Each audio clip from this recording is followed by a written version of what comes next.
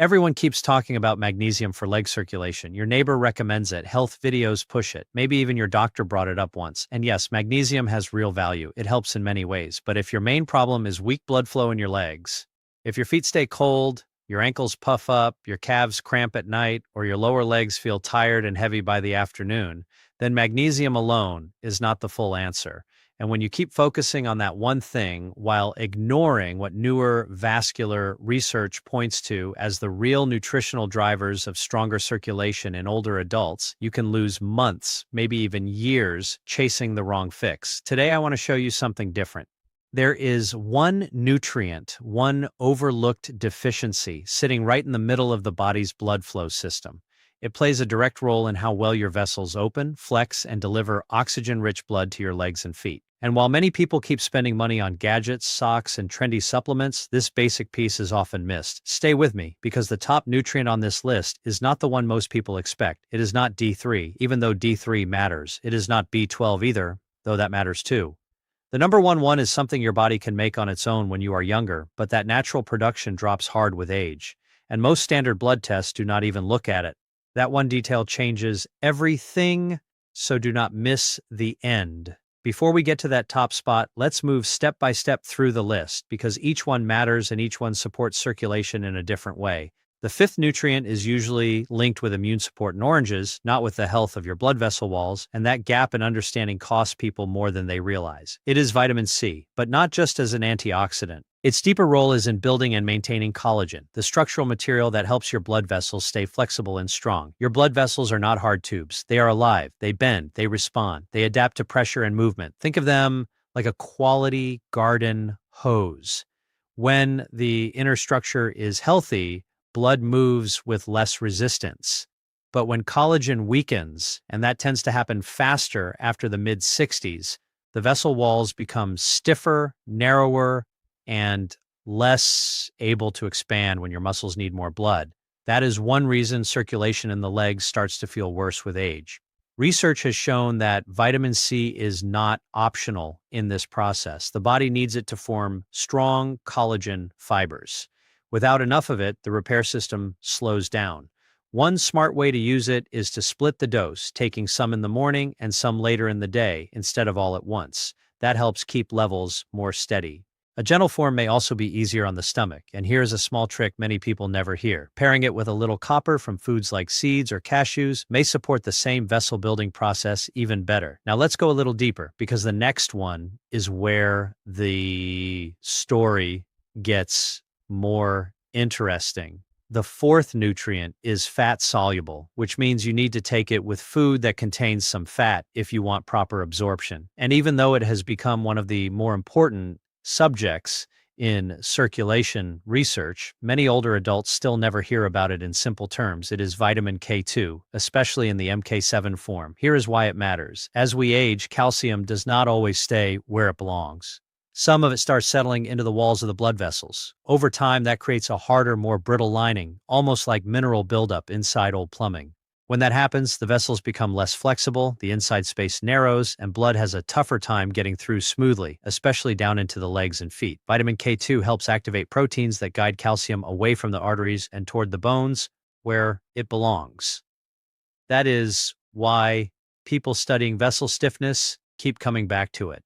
In older adults, better K2 status has been linked to less arterial stiffness over time. And that matters because stiff vessels do not respond well when your body needs stronger circulation. This is not flashy, it is not dramatic, but it is powerful. And here's the synergy piece that makes it more useful.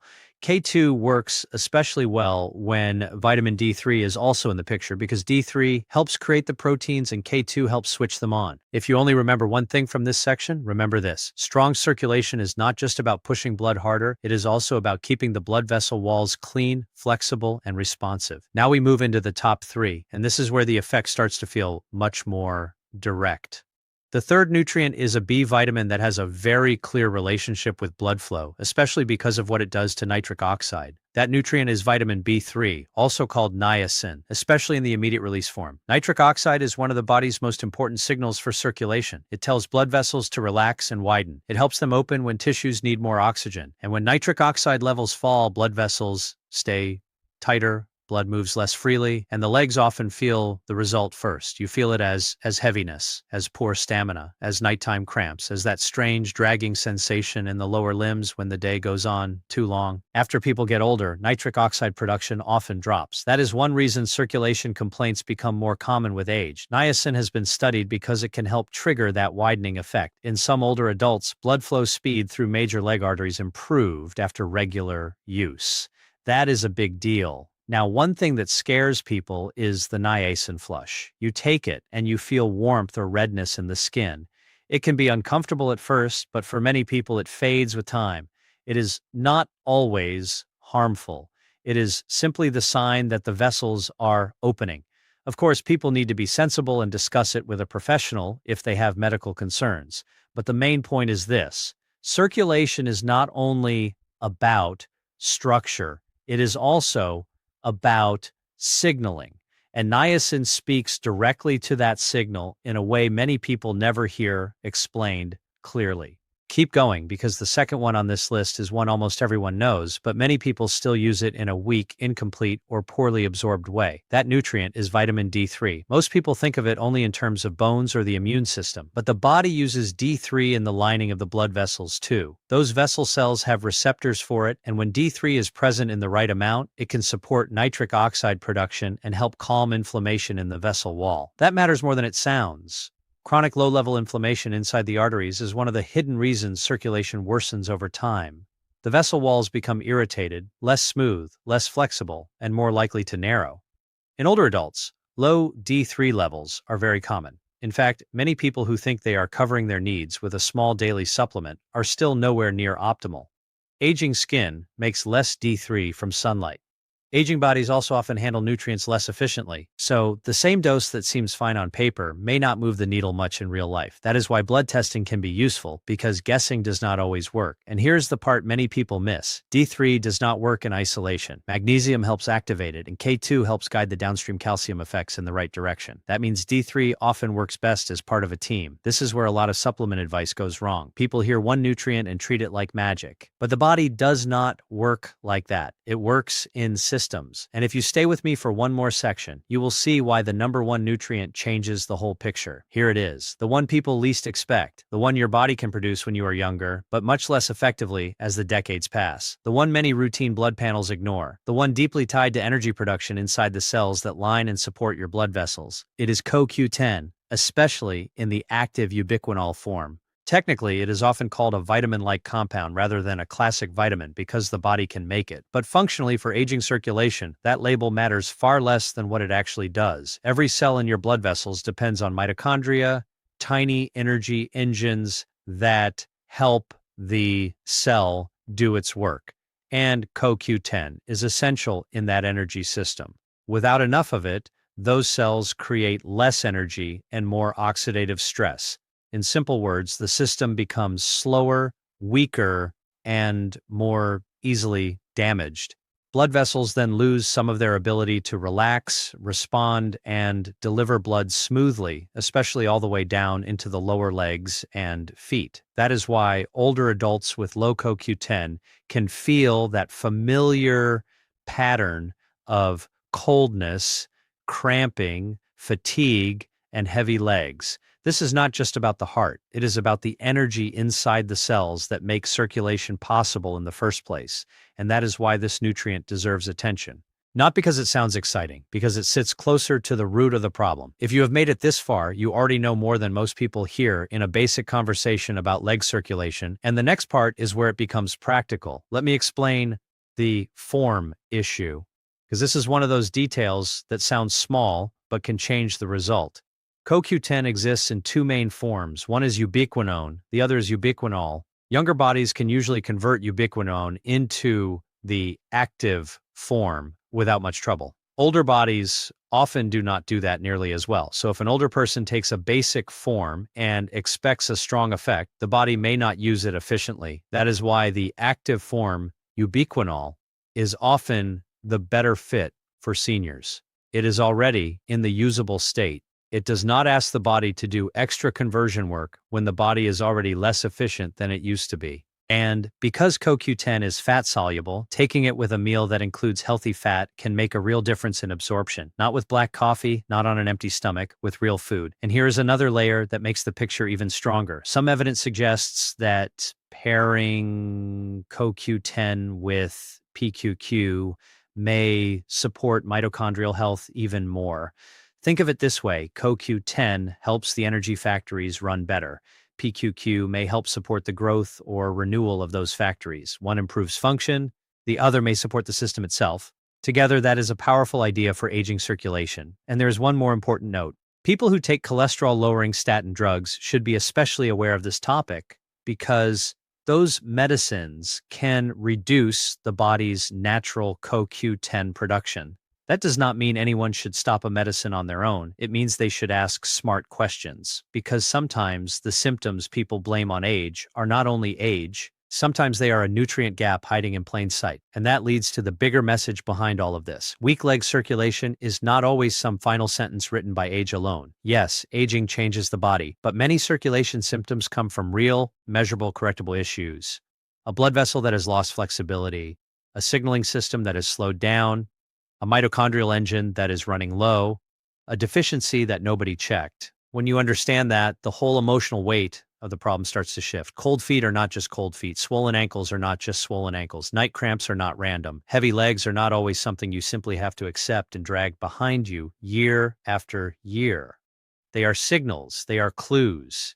And when you respond to those clues with the right support, improvement can begin faster than many people think. Not overnight, not magically, but sometimes within weeks, not years. That is why getting trapped in one supplement trend can be such a mistake. Magnesium has a place. It does, but it is one piece of a much bigger conversation. And when you zoom out and look at the full system, you see that better circulation depends on structure, signaling, inflammation, energy, and nutrient teamwork. That is the new look at this problem, not one silver bullet, a layered strategy, a smarter view.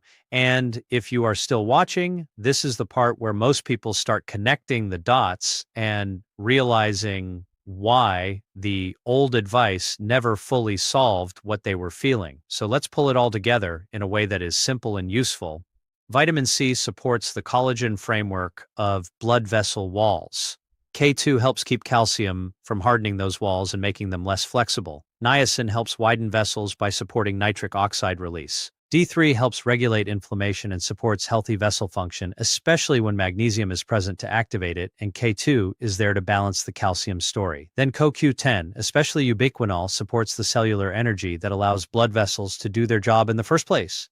Each one touches a different part of the same system, and that is why stacking the right basics often works better than throwing everything at the wall and hoping something sticks. Slow, smart, consistent beats, random, every time. But let me be clear, this is not a replacement for medical care. If someone has sudden swelling, severe pain, skin color changes, open sores, chest symptoms, or signs of a clot or serious artery disease that needs proper medical attention fast, nutrients support the body. They do not replace urgent care when something serious is going on. Still, for many older adults dealing with chronic coldness, mild swelling, slow blood flow feelings, tired legs, and recurring cramps, this kind of targeted support can become part of a very different outcome. And this is where I want you to lean in, because the next point might be the most important of all. The body often responds not when you do something extreme, but when you finally give it the exact support it has quietly been missing for years. That is the part people rarely hear. They hear hype, they hear miracle words, they hear promises, but real improvement usually comes from restoring function, not chasing drama. Blood vessels like consistency, cells like consistency, mitochondria like consistency,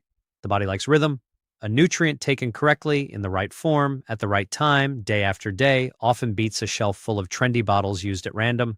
That is why form matters. Timing matters, pairing matters, absorption matters, and patience matters too. A vessel wall does not rebuild in a weekend. A deficiency that built up over years does not vanish in 3 days. But when people finally shift from vague guessing to targeted support, they often notice subtle changes first. Feet staying warmer at night, less tightness around the socks, fewer wake-ups from calf cramps, less drag in the legs after dinner, more comfort standing in line, more ease walking through the grocery store. Small wins, then bigger wins. This is where momentum starts. And If you have been dealing with these symptoms for a long time, do not underestimate the power of those first changes. They matter. They tell you the system is responding. So if this topic is hitting home, stay with it. Rewatch it if you need to. Save it. Share it with someone who keeps rubbing their calves at night and thinking this is just how aging has to feel. Because sometimes one useful piece of information changes the whole direction of a person's routine.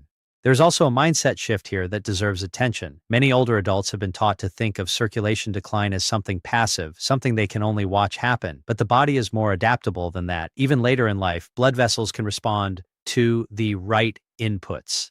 Endothelial function can improve. Inflammation can calm down. Tissue oxygen delivery can get better. Energy production can become more efficient.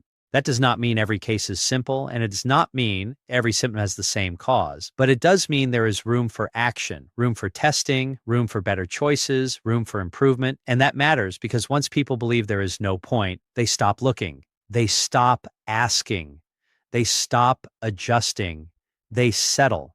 And settling is often where unnecessary suffering grows. So ask better questions. Ask whether your D3 level is truly optimal, not just barely above deficient. Ask whether your medication could be lowering CoQ10. Ask whether your basic supplement routine is missing K2, or whether your niacin form is even the kind studied for blood flow effects. Ask whether your symptoms are being treated like isolated annoyances when they may actually be connected. The body is a network, not a list of disconnected parts.